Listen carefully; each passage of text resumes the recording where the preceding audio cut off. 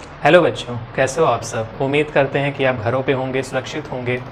Welcome to rising champs academy. मैं Sagar. Previous lecture में हम लोग ने ये डिस्कशन किया था कि जो क्लास 10th का सब्जेक्ट है साइंस, उसके बारे में उसका सिलेबस क्या होगा, इंट्रोडक्शन पार्ट क्या होगा, इसको हम लोग ने फर्दरली डिस्कशन कर लिया था। अब सबसे पहला चैप्टर इसमें आता है यूनिट 1।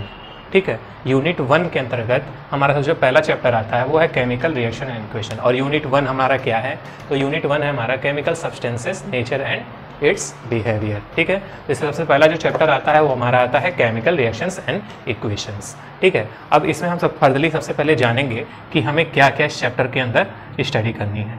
ठीक है, तो सबसे पहले टॉपिक से स्टार्ट करते हैं। तो सबसे पहला टॉपिक जो हमारा होगा वो होगा इंट्रोडक्शन पार्ट। ठीक, तो इंट्रोडक्शन पार्ट है हमारा। इंट्रोडक्शन पार्ट के अंतर्गत हम ये जानेंगे कि ये बेसिकली होता क्या है।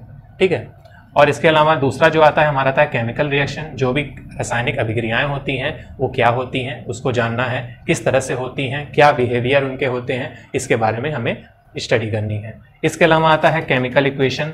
जो भी हमारे केमिकल रिएक्शंस होते हैं उनको केमिकली किस तरह से इक्वेशन के रूप में लिखा जाता है, इसको हमें स्टडी करना है। इसके अलावा जो हमारा इक्वेशन होता है वो हमारा फर्दरली बैलेंस नहीं होता है उस कंडीशन में, तो बैलेंस करने के लिए हमें कुछ इधर उधर उसमें रिएक्शंस में ऐड करना होता है और हटाना होता है, मिलाना होता है। तो वो चीज़ें होती हैं, तब हमारा वो केमिकल बैलेंस केमिकल इक्वेशन होता है। तो वो किस तरह से होगा, किस विधि से होगा, किस तरह से वो स्टेप बाय स्टेप उसको फॉलो किया जाएगा, इसको हमें इसमें स्टडी करना है। तो ये हमारा होता है बैलेंस केमिकल इक्वेशन। इसके अलावा लास्ट हमें जो पढ़ना है इस चैप्टर में, टाइप्स ऑफ केमिकल रिएक्शंस। ठीक है, तो टाइप ऑफ केमिकल रिएक्शन में हमारे कई तरह के रिएक्शंस आएंगे। ठीक है, तो इसको हम फर्दरली स्टडी करेंगे इसमें। तो आइए शुरुआत करते हैं पहले चैप्टर की। Let's begin.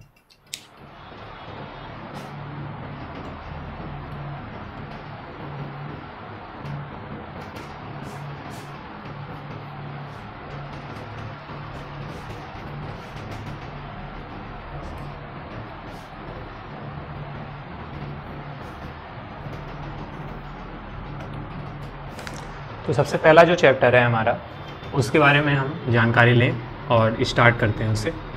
चैप्टर 1। ठीक है, चैप्टर का नाम क्या रहेगा हमारा, केमिकल रिएक्शंस एंड इक्वेशंस।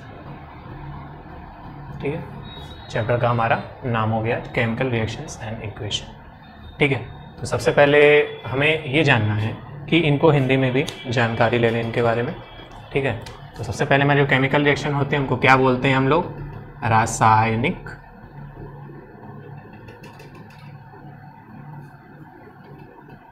अभिक्रियाएं और समीकरण। ठीक है, रासायनिक अभिक्रियाएं और समीकरण, इनके बारे में हमें जानकारी लेनी है। ठीक है बच्चों, तो सबसे पहले हमें ये जानकारी लेनी है इसमें कि केमिकल रिएक्शंस क्या होते हैं। केमिकल रिएक्शन जानने से पहले हम जानेंगे कि रिएक्शंस क्या होते हैं। डेली लाइफ में हमारे जो भी अपीयर होते हैं, ठीक है, जैसे कि हम लोग प्रीवियस लेक्चर में पढ़े थे कि एक पानी को गर्म कर रहे थे एक बर्नर के सहारे, जैसे पानी गर्म हो रहा था और उसमें कई चेंजेस आ रहे थे। तो चेंज ऑफ स्टेट हो रहा था, चेंज ऑफ हीट हो रहा था, चेंज ऑफ टेम्परेचर हो रहा था, इवोल्यूशन ऑफ गैस हो रहा था। तो बहुत सारी चीज़ें उसमें चेंजेस आ रहे थे। ठीक है, तो वो चेंजेस ही उसमें एक रिएक्शन होने का कारण बनता है। ठीक है, जो भी हमारे पर्टिकुलर पानी में जो चेंजेस आ रहे थे कि वो पानी कुछ उसमें से उनकी स्टेट में चेंज हो रहे थे, तो कुछ पार्ट्स जो है वो गैसेस स्टेट में कन्वर्ट हो रहे थे। तो ये सब पार्ट जो है वो रिएक्शंस के पार्ट होते हैं। अब इन्हीं को हम केमिकल रिएक्शंस कैसे कहेंगे, तो इनको हम केमिकल रिएक्शंस को केमिकल भाषा में न जान करके डेली लाइफ से उसको कंपैरिजन करते हैं। तो आइए देखते हैं जरा कि जो हमारे केमिकल रिएक्शंस होते हैं वो हमारे डेली लाइफ में किस तरह से काम करते हैं। तो chemical reactions in our daily life.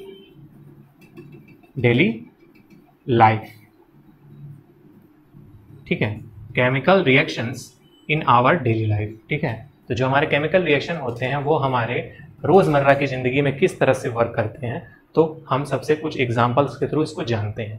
ठीक है, तो सबसे पहला जो हमारा केमिकल रिएक्शन आता है जो डेली लाइफ में, वो आता है रस्टिंग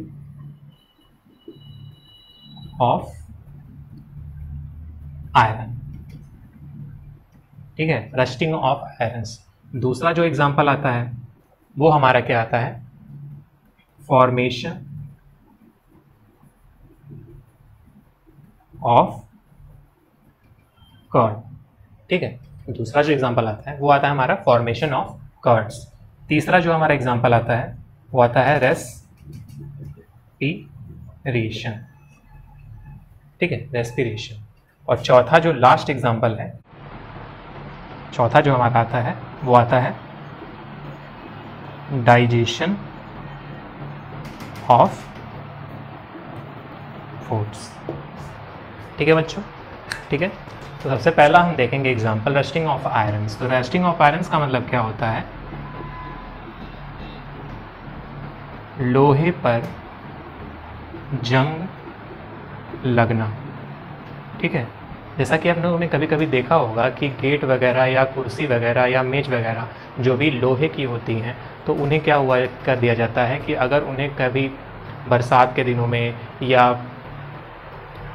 धूप के समय में, जब धूप ज़्यादा होता है और बरसात ज़्यादा होती है, तो उस समय क्या हो जाता है कि स्टार्टिंग में नहीं, कुछ समय बाद जब उन चीज़ों को रख दिया जाता है उन जगहों पे, तो देखा करिए कि उस पर आप क्या हो जाता है, उस पर रस्टिंग हो जाती है, लोहे पर रस्टिंग हो जाती है। रस्टिंग का मतलब क्या होता है, उस पर्टिकुलर प्लेस पे जंग लगना स्टार्ट हो जाती है। जंग का मतलब क्या होता है, उस जगह पे केमिकल रिएक्शंस होते हैं, और केमिकल रिएक्शंस जो होते हैं इस तरह से होते हैं कि उनको वो नष्ट करने लगती है, किसको, आयरन, लोहे को वो नष्ट करने लगती है। ठीक है, दूसरा हमारा है formation of curd. Formation of curd का मतलब होता है दही का बनना। घरों पे आपने कभी देखा होगा कि माम वगैरह अगर कभी कभी होता है कि दूध मंगाती हैं, तो उसमें क्या करती हैं कि एक नींबू का एक निचोड़ कर देती हैं, और निचोड़ जैसे ही करती हैं तो देखा करिए आप, कभी आप प्रयास करिएगा तो देखिएगा ज़रूर कि अगर जैसे ही उसमें नींबू निचोड़ती हैं तो क्या होता है कि जो हमारा दूध होता है वो तुरंत ही फट जाता है। ठीक है, उसमें ऐसा एक केमिकल रिएक्शन होता है कि दूध हमारा जो है वह फट जाता है, और दूध जैसे ही फट जाता है तो कुछ समय उसको रखने के बाद वह दही बन जाता है, कर्ड बन जाता है। ठीक है, तो ये भी एक तरह का रिएक्शन होता है जो हमारा केमिकल रिएक्शंस कहलाता है डेली लाइफ में। इसके अलावा रेस्पिरेशन, जो हम सांस लेते हैं। ठीक है, सांस भी एक ऐसा प्रोसेस होता है जो केमिकल रिएक्शंस होता है, हम ऑक्सीजन लेते हैं, कार्बन डाइऑक्साइड छोड़ते हैं, तो ये चीज़ें भी एक प्रोसेस होता है, केमिकल रिएक्शन होता है जिसके थ्रू हम एक कर पाते हैं। ठीक है, इसके अलावा आता है digestion of food. Digestion of food का मतलब होता है कि भोजन का पाचन। ठीक है, भोजन का पाचन। ठीक है, तो इसके अलावा ये हमारी चीज़ें जो है 4 पॉइंट्स हमने लिए यहाँ पे, जिसमें हम लोग ये जाना कि केमिकल रिएक्शन जो होते हैं वो हमारी डेली लाइफ में किस तरह से वर्क करते हैं। ठीक है, अब आइए आगे बढ़ते हैं इस चैप्टर में, और हम ये जानते हैं कि केमिकल रिएक्शंस असल में होते क्या हैं। ठीक है, असल में केमिकल रिएक्शंस होते क्या हैं, तो आइए शुरू करें।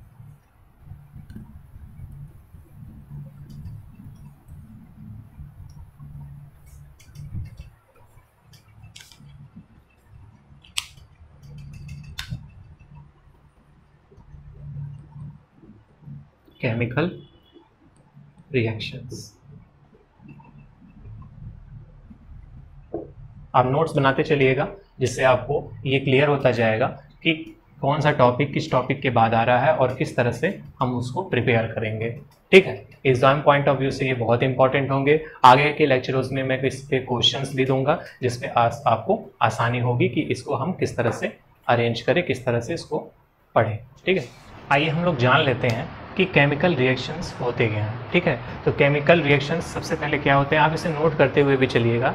देखिए यहाँ आप इसको नोट करते हुए भी चलिएगा, जिससे आपको ये क्लियर हो जाएगा कि आप इसको अच्छे से तैयार कर पाएंगे। ठीक है, नोट्स के सहारे। ठीक है, तो सबसे पहले हम जानेंगे कि केमिकल रिएक्शंस होते क्या हैं। तो अब डिफिनीशन को यहाँ से पढ़ेंगे। क्या लिखा है कि it is a process in which one or more substances form new substances. बात आपको समझ में आई?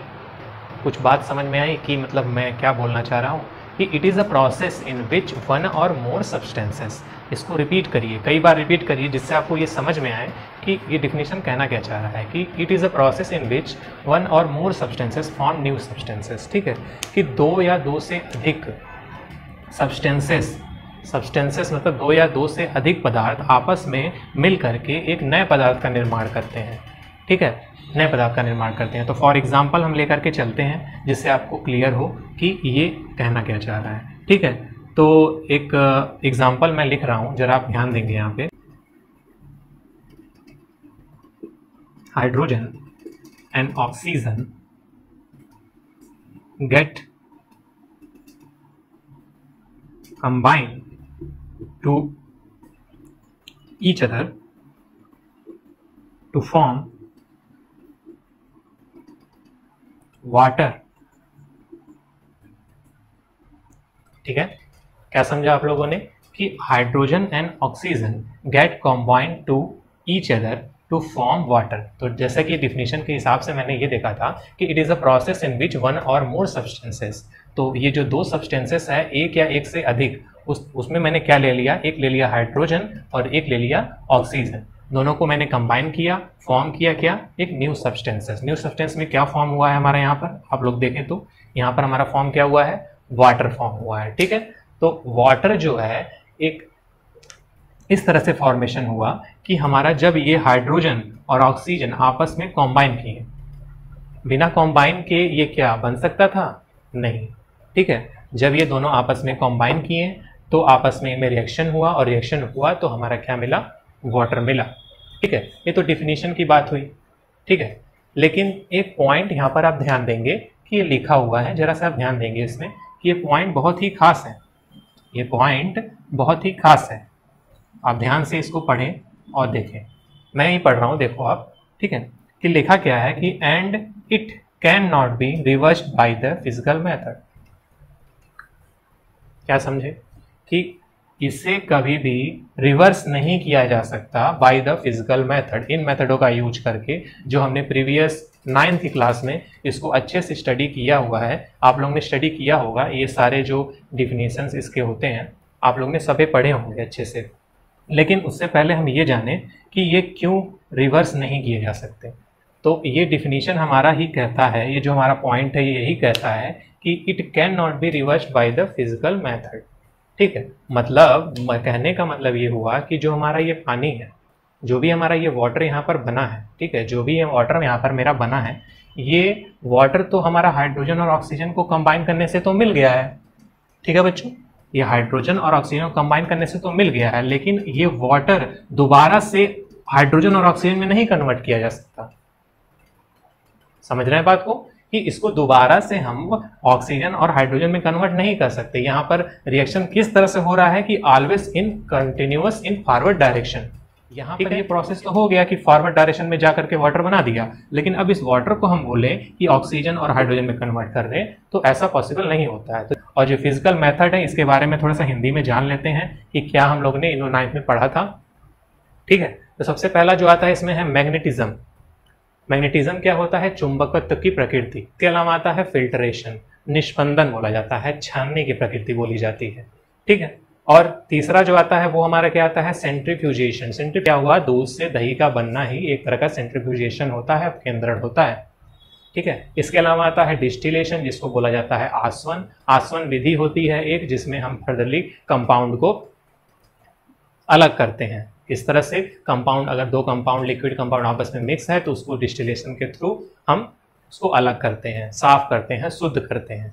ठीक है, इसके अलावा आता है इवेपोरेशन, वाष्पीकरण। इसके द्वारा भी एक प्रोसेस होता है जो फिजिकल मेथड के थ्रू आता है। ठीक, इसके अलावा बच्चों हम लोग इसमें ये देखेंगे कि जो ये हम एग्जाम्पल लेकर के चले थे, इसमें कुछ और एग्जाम्पल्स में देखेंगे और उसमें किस तरह से प्रोसेस हो रहा है, क्या उसमें इन्वॉल्वमेंट किस चीज़ की होती है उसको देखेंगे। अब बच्चों आइए देखते हैं 2 एग्जाम्पल्स और। यहाँ पर देखिए एक एग्जाम्पल लिया गया है, एग्जाम्पल नंबर 1 इसको दें, और यहाँ पर एक और एग्जाम्पल लिया गया है जिसको हम एग्जाम्पल नंबर 2 देंगे।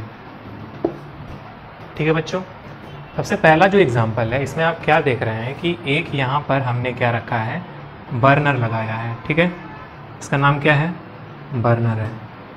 ठीक है, एक बर्नर लगाया है। जिसमें से यहाँ से आग निकल रही है। ठीक है, इसके अलावा देखिए यहाँ पर एक सरफेस है, ठीक है, जिस पे हमने एक वॉच ग्लास रखा हुआ है, वॉच ग्लास। ठीक है, और एक यहाँ पर मैंने एक होल्डर या चिमटे टाइप का कुछ पकड़ के रखा है। ठीक है, होल्डर ही समझ लीजिए। ठीक है, चिमटा का यूज किया है, जिससे हमें यूज कहाँ पर करना है कि सबसे पहले आप क्या देखें कि जो एग्जाम्पल नंबर 1 है, इसमें हमने क्या किया, एक मैग्नीशियम की रिबन लगाई। ठीक है, मैग्नीशियम की रिबन हमने होल्डर से पकड़ा। ठीक है, मैग्नीशियम की एक रिबन लिया मैंने, उसको होल्डर से पकड़ लिया और उसको इस बर्नर के सहायता से क्या करना शुरू किया, गर्म करना शुरू किया। तो जैसे जैसे ये मैग्नीशियम का जो मैग्नीशियम का जो ये रिबन है, जैसे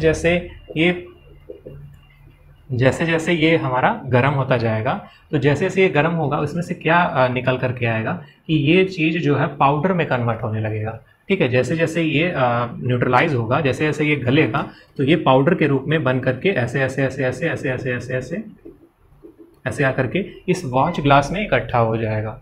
ठीक है, तो हुआ क्या यहाँ पर कि मैग्नीशियम रिबन ऑक्सीजन जो भी यहाँ से निकल रहा है, जो भी हमारी गैस निकल रही है ऑक्सीजन, वो मैग्नीशियम से रिएक्ट करके बना क्या रही है, वॉच ग्लास पे एक पाउडर गिरा रही है, नाम दिया मैग्नीशियम ऑक्साइड। ठीक है, अभी इसको हम फार्मूले में नहीं जानेंगे, अभी इसको हम केवल इस नाम से जानेंगे कि रिएक्शन में हो क्या रहा है।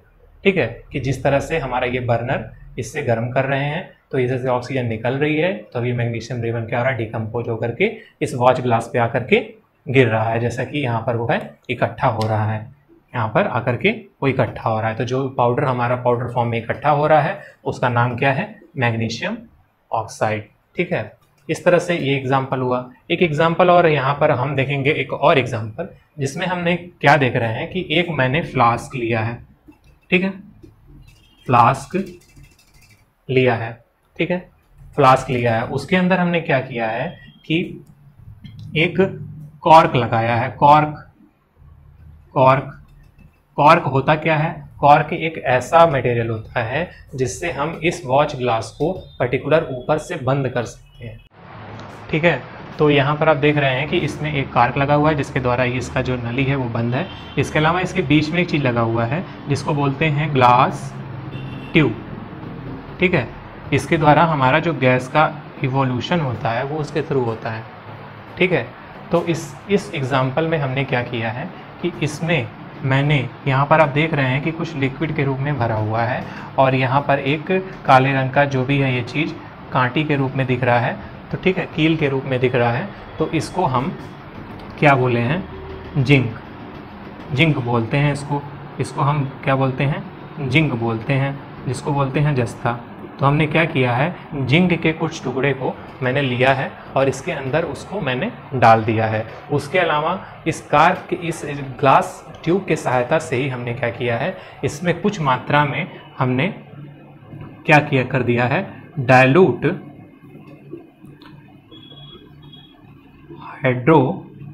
हाइड्रोक्लोरिक एसिड मिला दिया है। ठीक है, डायलूट हाइड्रोक्लोरिक एसिड मिला दिया है और इन दोनों को रिएक्शन होने के लिए छोड़ दिया है। ये रिएक्शन हो रहा है, जैसे जैसे हमने इसमें ये चीज़ डाल दिया है और ये हमारा जो हाइड्रोक्लोरिक एसिड था या जस्ते के साथ जैसे ही हमने इसमें डाल दिया है, तो हुआ क्या कि जो हमारा ग्लास ट्यूब था इसके सहायता से हमारा हाइड्रोजन गैस जो है वह इवॉल्व होने लगा। ठीक है, तो हाइड्रोजन गैस इसकी सहायता से यहाँ से बाहर निकलने लगा। कौन सा गैस, हाइड्रोजन गैस। ऐसे ना लिख करके आप सिंपल लैंग्वेज में लिखें तो हाइड्रोजन गैस जो है वह इवॉल्व होने लगा। तो सबसे पहला जो इसमें केमिकल चेंज आएगा, केमिकल चेंज, सबसे जो पहला केमिकल चेंज आएगा वो क्या आएगा, उससे पहले हम ये चीज़ें मिटा देते हैं जिससे आपको आसानी से ये देख सकें। ठीक है,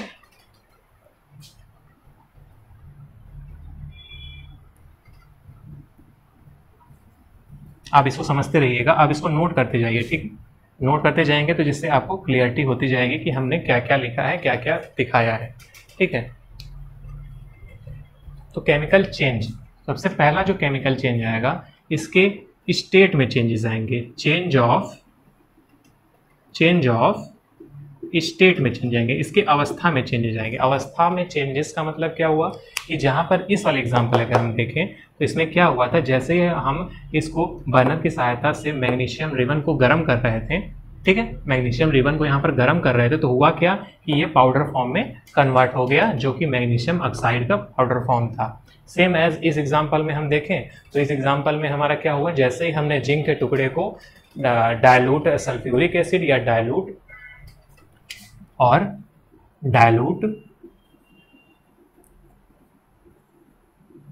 हाइड्रोक्लोरिक एसिड के साथ हमने इसको, जैसे ही हमने ये प्रोसेस कराया तो हमारा इसमें से हाइड्रोजन गैस निकल रहा है और इसके अवस्था में चेंजेस आ रहे हैं। इसके अलावा जो दूसरा प्रोसेस आता है वो हमारा आता है चेंज ऑफ कलर। ठीक है, तो पहले एग्जांपल में अगर इसी बात को लेकर के चले कि चेंज ऑफ कलर, तो जो हमारा ये मैग्नीशियम रिबन था ये कुछ कलर का था, ठीक है, कुछ भी कलर का था, ठीक है। तो इसमें क्या हुआ कि जैसे जैसे हमने इसको गर्म किया तो ये चीज हमारा मैग्नीशियम रिबन है, ये पाउडर के फॉर्म में व्हाइट कलर में मैग्नीशियम ऑक्साइड में कन्वर्ट हो गया। ठीक है, जैसे यहाँ भी रिएक्शन हुआ तो हमारा ये भी कुछ कलर में चेंजेस आया। ठीक है, इसके अलावा जो तीसरा पॉइंट है वो हमारा क्या आया कि चेंज ऑफ टेम्परेचर।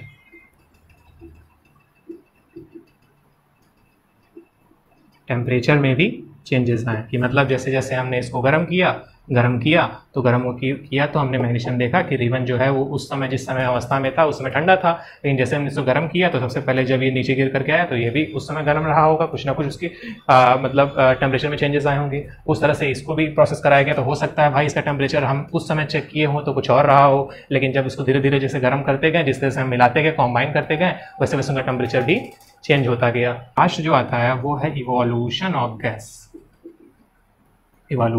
गैस।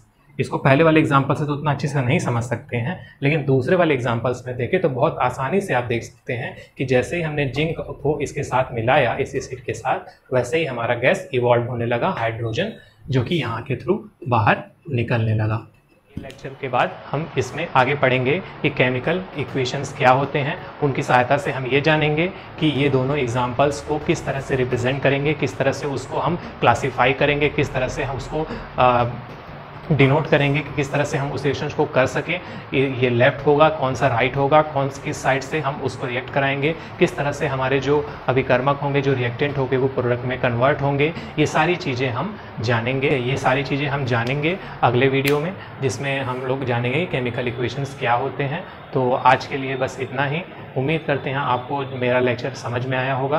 तो इसी हिसाब से आप राइजिंग चैंप्स एकेडमी को सब्सक्राइब कीजिए और ज़्यादा से ज़्यादा इसको शेयर कीजिए कि सभी बच्चों को समझ में आए जिनके भी एग्ज़ाम सर पे हैं। और बस इतना ही कहना चाहूँगा कि आप घर पे रहें, सुरक्षित रहें और ऑनलाइन क्लास लेते रहें, अपने कॉन्फिडेंस को बनाए रखें। ठीक है, थैंक यू सो मच।